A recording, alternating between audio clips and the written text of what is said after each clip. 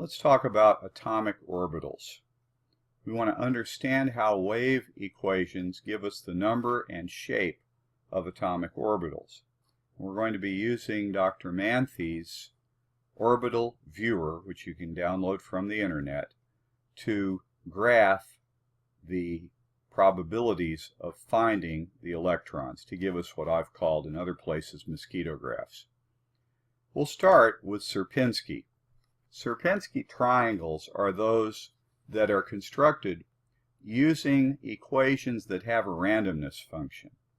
And they teach us that even when we can't know the path of something because there's a randomness about its behavior, we can find out the probability of it being in a particular place. So we have a randomness factor introduced into the equation that give us limitations on where we can land, that and along with the actual equation itself. So we have places where we can't have any probability of finding the particle or function, and where we have probability of finding the function. So these black areas tell us where we can find, and these yellow areas tell us where we can't. Well, the Schrodinger electron equation is a lot like that. It tells us the probability of an electron being somewhere in the vicinity of the nucleus. And here is the equation in 2 dimensions. And actually this is linear, and even I don't know exactly how to solve it. It requires partial derivative calculus. And you see here the partial derivative of the psi function. The psi function is what we're looking for, because when we square the psi function, we get the probability of finding the electron. And it appears here and here and here and here. Now, fortunately, we have great mathematicians who've interpreted the Schrodinger equation in terms of quantum numbers. The quantum numbers actually, in a sense, are already familiar to you. Each valid solution to the wave equation is characterized by 3 quantum numbers. So here's your psi function, and it's a function of the distance from the nucleus and 2 angles that give us the position around the nucleus. The r part of the function has in it the principal quantum number, and you're familiar with that as the energy level.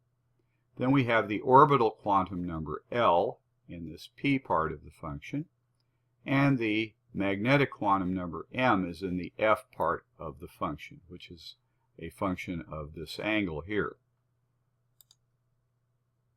Here are the rules for the 3 quantum numbers. The second and third quantum numbers take on values depending on the principal quantum number, n. The energy level is the principal quantum number, and that's n. We already know from Bohr that n can be 1, 2, 3, 4, 5, and any integer above that, but it can't be less than 1. Now the orbital quantum number L depends on n. It can be n-1, n-2, n-3, and so forth.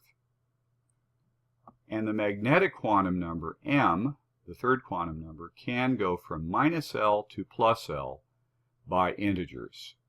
So for instance, if n is 2 and L is 1, m can be -1 or 0 or +1. Let's look at n equals 1. Now if n equals 1, L has to be 0, m then has to be 0. Dr. Manthey has done all the awful math for us, and so he plots the psi, figures the psi function and then squares it and graphs the value of the psi function, giving us the probability of finding the electron. So when n is 1, he, instead of giving us the quantum number for L, gives us the actual name of the orbital, s. And then m, of course, has to be 0. Here is what results. Plotting just a few thousand points for the psi squared, we get a mosquito graph. You can see the distribution here is spherical around the nucleus, giving us what we usually see for an s orbital, a sphere. Now, the 1s orbital can hold just 2 electrons. Remember, it's a region of space that can hold electrons. It doesn't have to, In this case, we're asking how many. Well, each electron is characterized by a spin of plus 1/2 or minus 1/2, which is the fourth quantum number. So it can hold 2. Now, when n equals 2, L can be either 0 or 1. If L is 0, well, we know we've got an s orbital. And it's very much like a 1s orbital, called a 2s orbital. And here's the probability of finding the electron in a 2s orbital. You see there's a spherical distribution. There's a positive and a negative, symbolized by two different colors. That's the value of the psi function. We square it, of course, we get a positive number, whether it's positive or negative. You can see that the average distance of the electron is farther from the nucleus than with the 1s. When n equals 2 and L equals 1, we plug that in. We say 2p in the Manthey box. And now we can have minus 1, 0, and plus 1 as our m. We choose minus 1 here. These are p orbitals whenever L equals 1. When we graph that, well, we find along the x-axis, that's why it's called the 2px orbital, along the x-axis we find a distribution on the left and the right of the nucleus. And again, the two different colors represent the fact that one is plus and the other is minus in the psi function. We call these p orbitals when L is equal to 1. Now, we've also shown what's called an equal probability surface graph. So we choose just one probability and graph those points where that probability is there.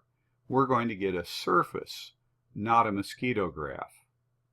And this surface represents the kind of pictures that you usually see in textbooks. Along the x-axis you have two lobes, and there is, of course, an asymptote or node in the middle. Here are the other two p orbitals, when m equals 0 and m is plus 1. This one is coming in and out of the screen, and this is going along the y-axis. When n is 3 and L is 0, you have a 3s orbital. Here's the probability rendering. It's a little hard to see, but the orange represents one sign and the blue the other sign, and there's an orange node in the middle here. It's obviously very, very spherical. If we cut it away, just kind of run a plane through the equal probability surface diagram, we can see the node, spherical node, a little easier here. Spherical symmetry, spherical node. When n is 3 and L is 1, we have p orbitals. We're not showing you how that looks on the Manthey screen, but we're showing you now equal probability surface diagrams of the 3px, the 3py, and the 3pz. These are, of course, at 90 degrees to each other. We have linear symmetry and a planar node. When n is 3 and L is 2 now, we have the 3d orbitals. You can see there's 5 of them because m can run from -2 to +2 through the integers in between. This is, of course, the most famous, the one that's got this little torus or donut around the nucleus. And again, remember, these are not mosquito plots. These are equal probability surfaces. And so it plots where the probability is the same. You can see most easily the 4 nodes of the typical d orbital here. There is an asymptote, a planar asymptote here and here, separating the 4 nodes. Similar things can be found here and here and here. They all look the same, but the asymptotes are oriented around the axes differently. These generally, of course, have 2 nodes because they're on the 3rd energy level. Now, how many electrons can you have in a set of orbitals? Well, the Pauli exclusion principle tells us that no 2 electrons in an atom can have the same set of quantum numbers. Thus, any orbital can have only 2 electrons. You have a plus 1/2 and a minus 1/2 spin. Therefore, in the s, when we have an s, we've got only 1 orbital. so s orbitals contain 2 electrons. In p's, if you have one p, you have 3 of them, each containing 2 electrons, possibly. And so p subshells can have 6 electrons. The d orbital, you can have 5 degenerate d's, so the p subshell can have 5 times 2, or 10 electrons.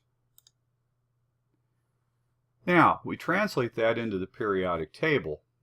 We see that over here on the left, the s orbitals are filling, and there's only one s orbital on any energy level, so you can only accommodate 2 electrons. And so the alkalis and the alkaline earths here are by themselves, as we call the s block.